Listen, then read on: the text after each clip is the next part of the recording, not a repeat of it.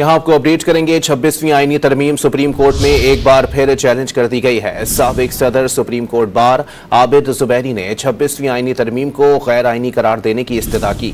26वीं आईनी तरमीम supreme court में एक बार फिर चैलेंज कर दी गई है। साबिक सदर supreme court bar Abid Zubairi ने 26वीं आईनी तरमीम को गैर आईनी करार देने की इस्तदा की है।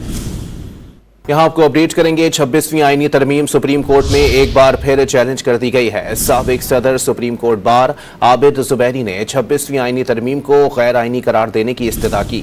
26वीं आईनी तरमीम सुप्रीम कोर्ट में एक बार फिर चैलेंज कर दी गई है। साबिक सदर supreme court bar Abid Zubairi ने 26वीं आईनी तरमीम को गैर आईनी करार देने की इस्तदा की है।